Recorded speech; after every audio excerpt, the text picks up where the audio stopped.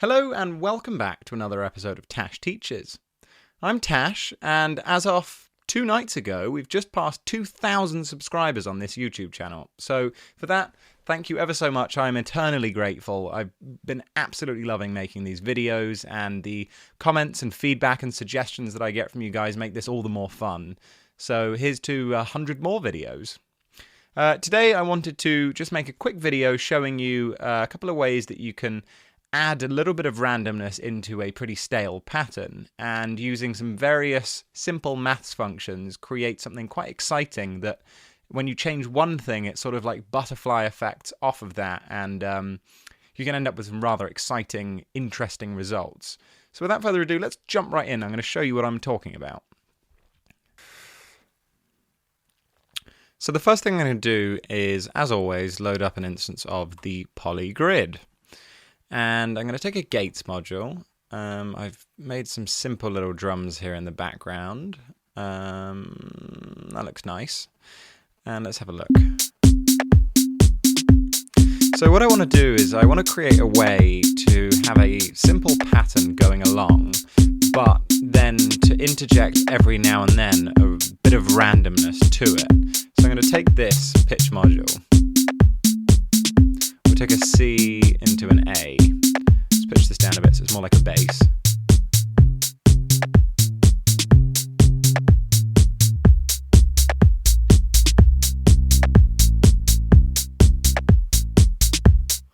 Okay, so if I take a sample and hold at LFO, let's take this bad boy, and I were to use this for the pitch instead, we're now just getting total randomness. So what I'm going to do is I'm going to take, first of all, a quantizer and say that we want this to be in the C major pentatonic scales. If I were to have this in, we're now getting something a little closer to what we want. But whether the spread of the low to the high notes is just way too much. So we'll slap an attenuator on there, bring this down to just an octave split. So now, sounds a lot better, but still not quite right. So first of all, I'm going to put this to 8th notes, and I don't want it to wobble so much, so I'm going to do sharp edges. And that sounds quite good, but we could probably do closer together notes. But ultimately I want this pattern. And I want every now and then for it to be interjected with a bit of this. So what we can do is we can take a select module and we can say most of the time play this pattern, but some of the time play this. If I were to trigger this with a button now,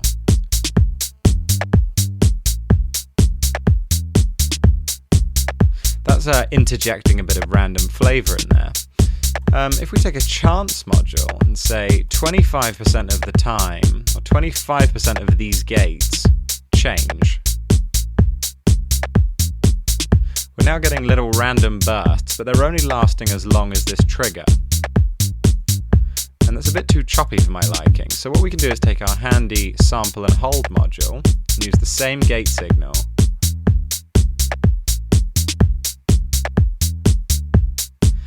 But maybe because we're keeping around 1 octave here, it might be nice to boost this to say 2 octaves, get a bit more randomness in the pitch.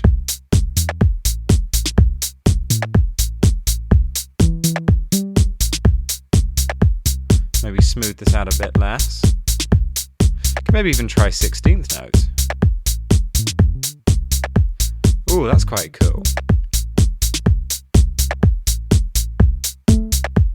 Okay, let's try and make another melody line on top of this, and we can use the same concept. I'm going to set this to 16th notes and bring this up a bit in pitch. I'm going to do 2 on, 1 off, 2 on, 1 off. I'm a sucker for that pattern. Attach this via a mixer. But instead of using this, why don't we try and add to the signal?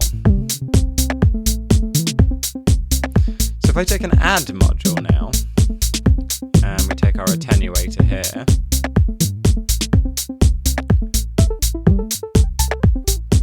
now we're getting a signal that is being added to that.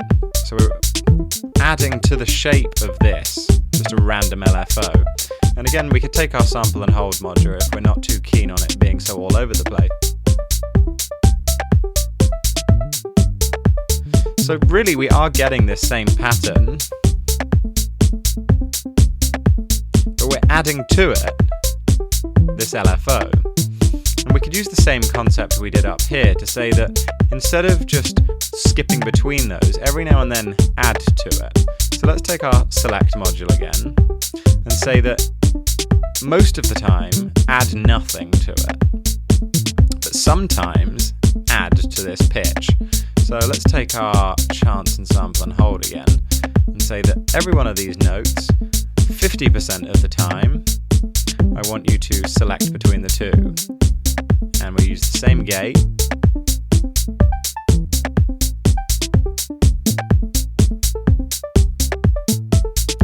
So now we're using some quite simple maths to add to here. We could maybe make this up 30%.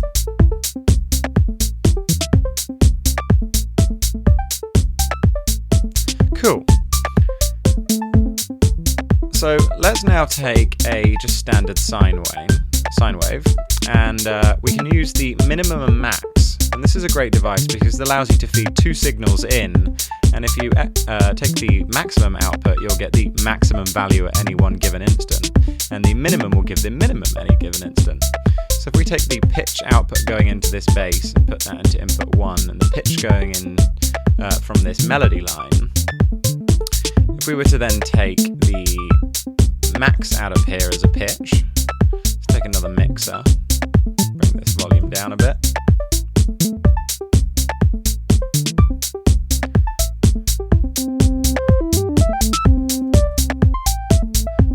So we're now getting a pattern that's being created by these two, and obviously when there are these random moments happening, it's feeding into that. I think it works better to use the minimum here though.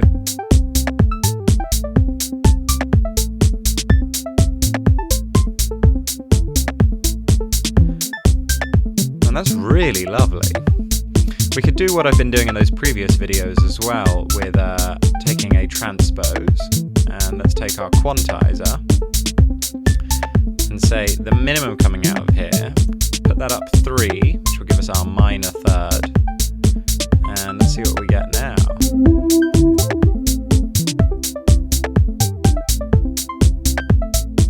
So we're now getting chords that again change depending on what's happening here. Let's do another voice, and we can do a 7th, so we got 10.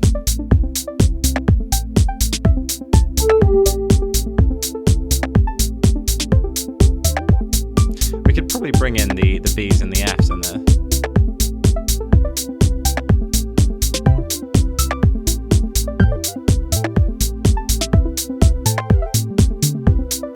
Really cool.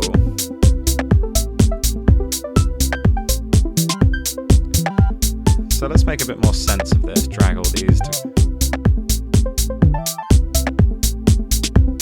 We could also say we don't necessarily want those notes to go up too high, so let's take a pitch scaler and say we want you to go from between C4 and C5.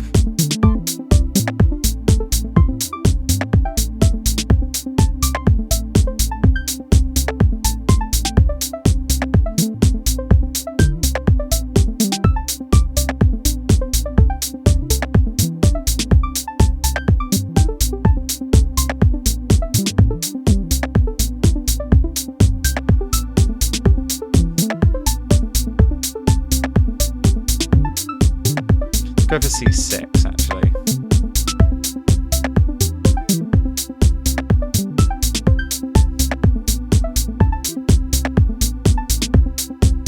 And we do hear some like quite fast changes happening there, so it'd be nice to sort of slew those off a bit. So let's take a lag module and say that before you send this information, lag it.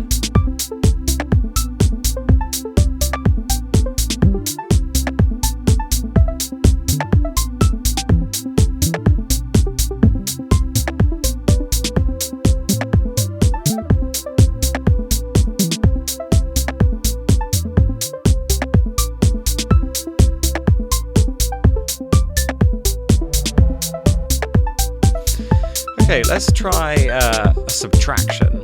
So let's take the maximum value out of here, and we're going to subtract from that the output of this melody line.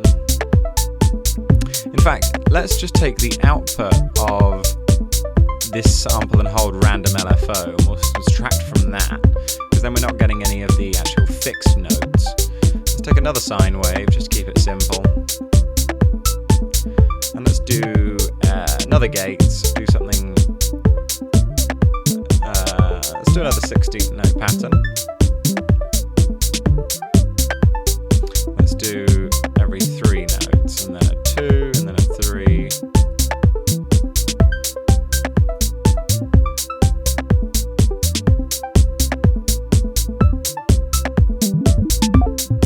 We're going to need our quantizer again.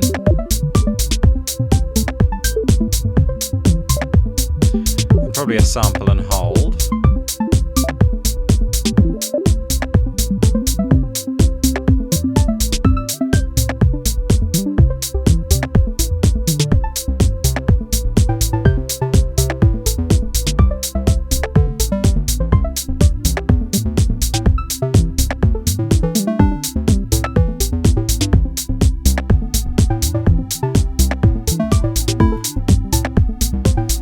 Take a little LFO here.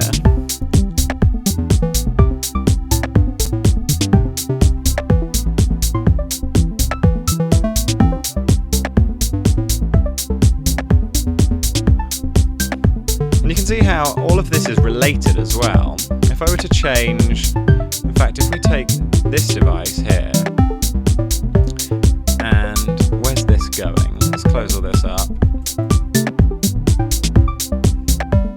So this guy's going in here, so if I were to change this to be the input here, then it means that every single thing is going to change if we move the notes here. So we can take another one of these devices. Let's take a select module again. And we can take another one of these and change this up. So we've got a C going to an A. Why not do a F to a G? Let's see what happens there.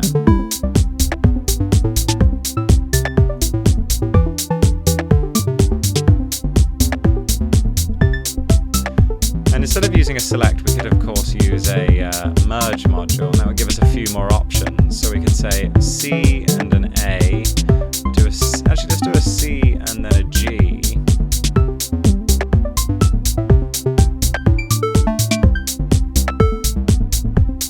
Add another input here. Let's do 3. Do a D and an F then.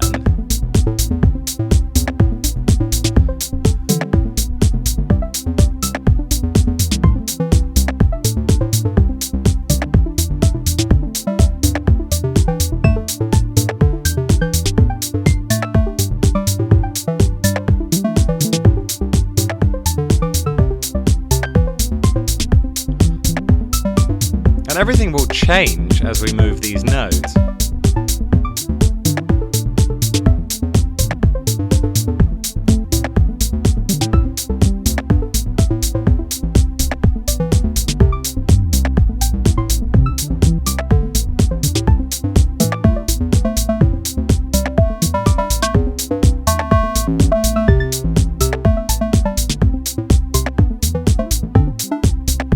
Anyways, I think that's a lovely little brief overview of how you can use some of these little techniques, get out of here, to add to your progressions. And may this be fun and inspiring to you all.